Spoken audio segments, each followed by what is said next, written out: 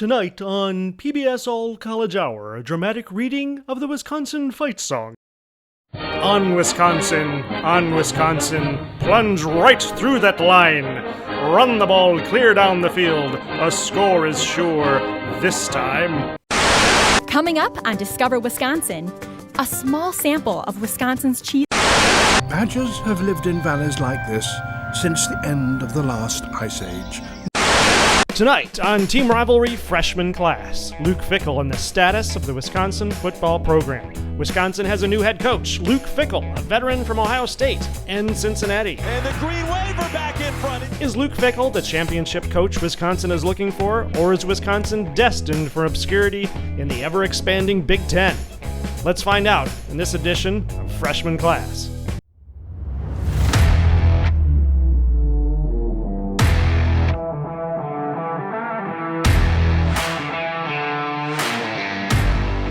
What's up in Wisconsin? In 2011, Wisconsin was riding the Bret Bielema wave into back-to-back 11-win seasons. Their first loss that year came at the hands of the Michigan State Spartans. The 6-0 Badgers faced off against the 5-1 Spartans at Spartan Stadium. It was a battle to the end, but in the end, the Spartans won by 6. Wisconsin got a second chance, though, as Wisconsin won the Leaders Division, Michigan State won the Legends Division, and the two teams met again on December 3rd at the very first Big Ten championship game. It was a nail-biter, but the Badgers came away victorious, winning by a field goal thanks to one of the untimeliest fouls a football player can make. Running into the kicker, number 9, defense. In 2012, Wisconsin had fewer wins, but the same outcome. Wisconsin beat Ohio State and Penn State, and that's all they needed to get back to the Big Ten championship.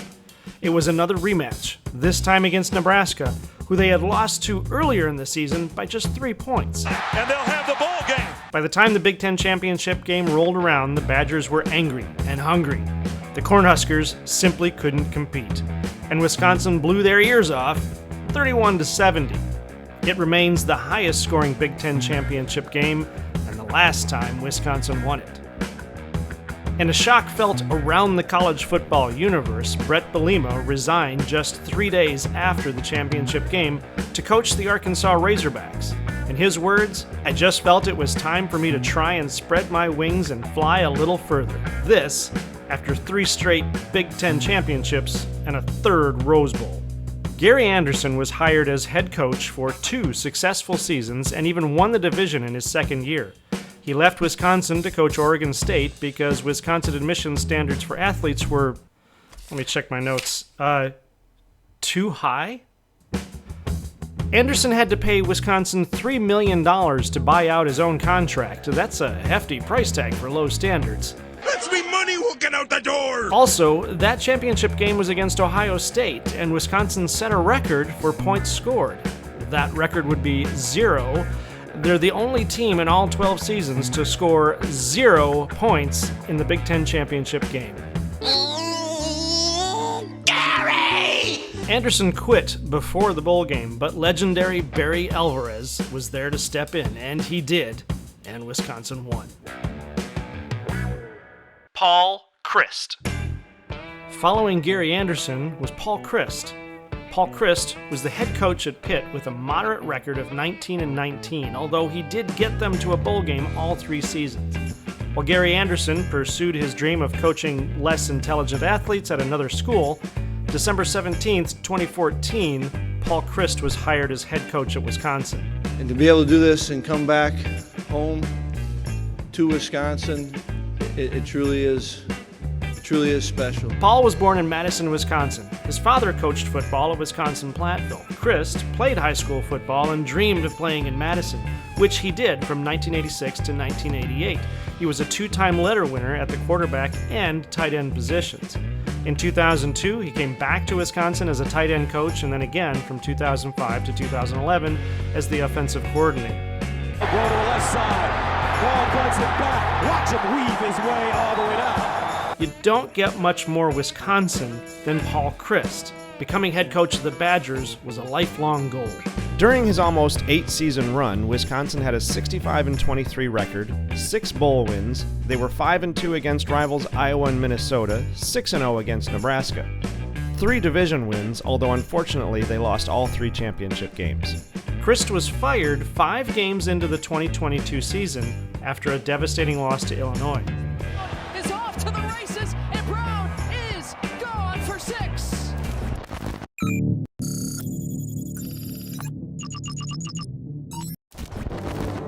He's the first coach to be fired since Don Morton in 1989.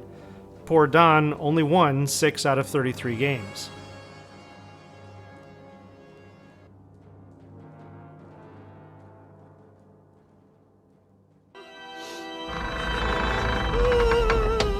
We may be down, but we're not dead.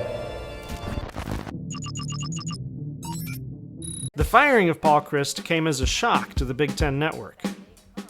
But this was a true shocker, what Wisconsin did on Sunday. In the back of my mind, maybe at the end of this year, they evaluate. Yep. So like in that sense, not totally shocked, but totally shocked that it happened now. This is not a typical Wisconsin move. Sources said Chryst was blindsided by the action, but AD Chris McIntosh wanted change, and he made the change. Why was Paul Chryst fired? The number one problem was the problem plaguing a lot of programs. Wisconsin was stuck in old school football. Paul Chryst was stuck in old school football. When the game changes, you have to keep up.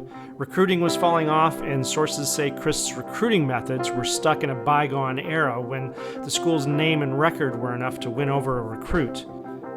There's even a story of a prospective recruit showing up to a game for a visit, and no one even talked to him. It's also possible Chryst simply peaked in 2019. There's a distinct fall-off in wins post-2019. In his first 5 seasons, Chryst was 52-16. In the following 2.5 seasons, he was 15-10 overall, 9-8 in the Big Ten. In the early 2000s, Barry Alvarez had a similar slump, but wasn't in danger of losing his job. And why was Chryst? Times changed. That was then, this is now. College football isn't a regional sport anymore, and if you can't get your team to the obligatory next level, you'll be out of a job, and Paul Chryst was out of a job. Jim Leonhard, the defensive coordinator for Chryst, was immediately promoted to interim head coach.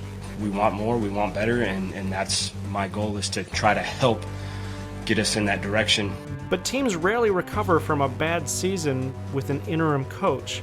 So why did Chris McIntosh fire Chryst mid-season? Yeah, I think, this isn't certainly not a decision that's taken lightly. It's not a game-by-game decision. This is a decision that's based upon where we're at as a program. And, I think it's important to make a decision when I feel it's the right time, given the circumstances of where we're at as a program right now.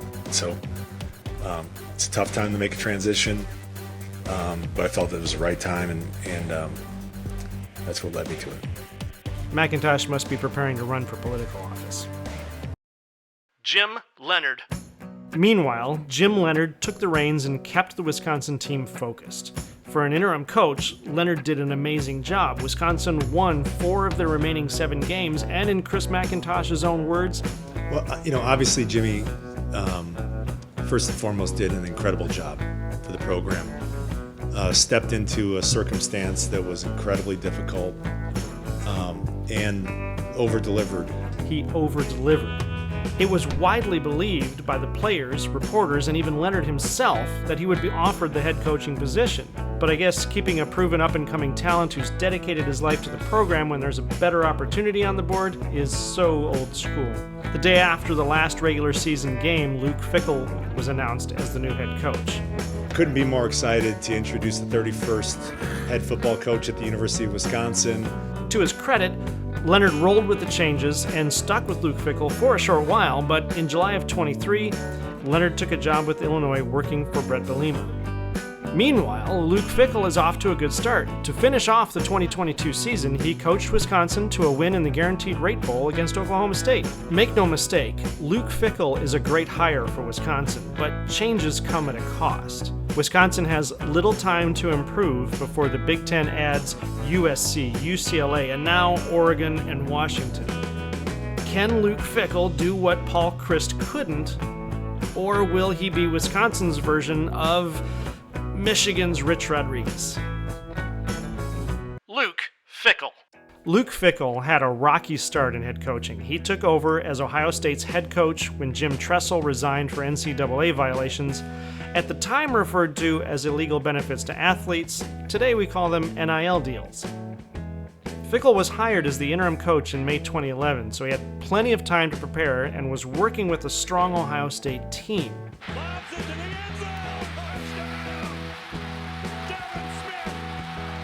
But he couldn't get his footing and posted a record of 6-6 in the regular season, losing to Purdue, Penn State, and Michigan one after another.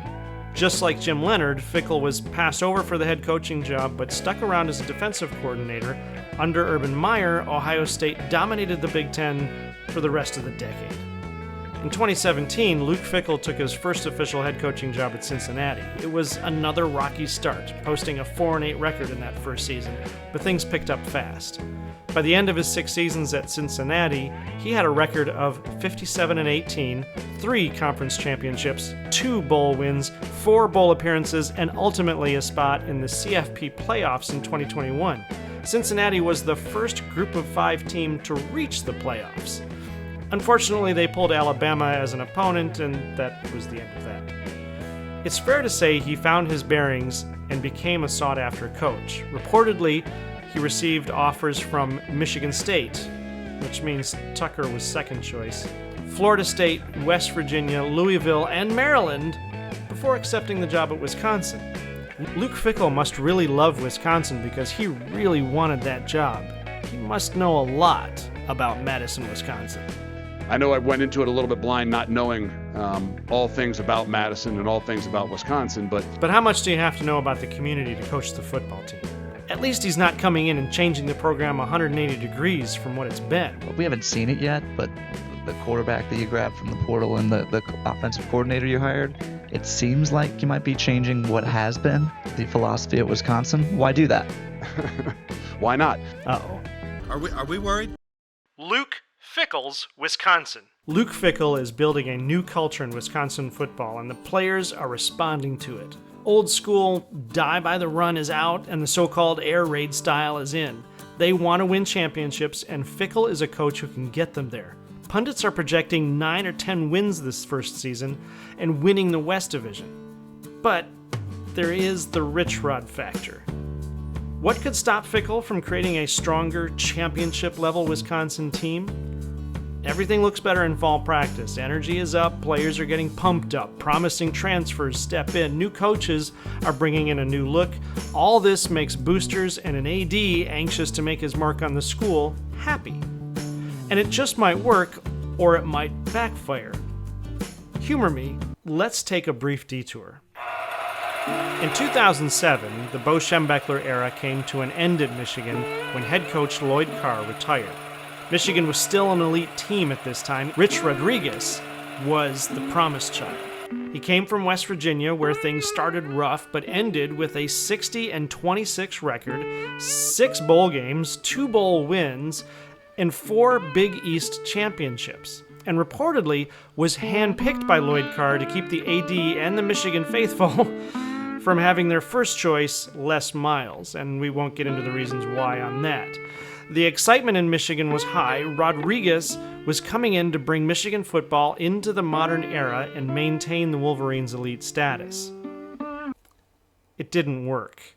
His first season was 3-8, and even though he improved every year, it wasn't enough. Rich Rod was fired, and Michigan was left in shambles for another decade. Wisconsin stands at the same crossroads today.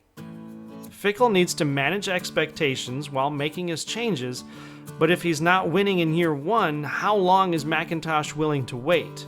How long will Wisconsin allow McIntosh to wait? Expectations for Luke Fickell. But I don't want to be the only naysayer in the group. I'm not Paul Feinbaum. Luke Fickell is a great hire for Wisconsin, but I think year 1 is going to be overhyped. He'll probably have a winning season, but it'll be a cage match between Wisconsin and, believe it or not, Illinois. If McIntosh isn't a micromanager and doesn't get nervous and the Badgers can bounce back like the Cincinnati Bearcats did, Fickell should make Wisconsin competitive in a couple of years. Maybe 1 year, maybe next year. The question on my mind is, if that happens, Luke Fickell is going to be a hot commodity and then I wonder how long he'll stay at Wisconsin. Here's the caveat, and I don't think this is out of the question.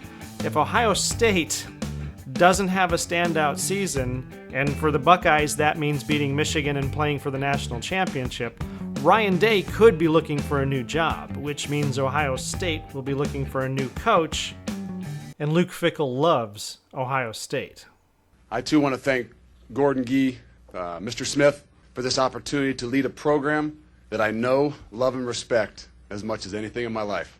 I've grown up in Columbus, Ohio, in the shadows of Ohio Stadium my entire life. And I can remember back when I was 10 years old, and I had a Little League football coach, John Hicks, who was a former Outland Trophy winner here at Ohio State. And he took me to my first ever Ohio State-Michigan game. And then 8 years later, we afforded the opportunity by Coach John Cooper to actually wear the scarlet and gray. It's been these experiences at OSU that have been entrenched in the very fabric of who I am today. Thanks for watching. That's what we think. What do you think? Leave a comment and let us know. Like the video, subscribe to the channel if you want more content like this. We're pushing for 500 subs, and every subscription helps us get there. In the meantime, get ready, because college football is about to start. This is Team Rivalry.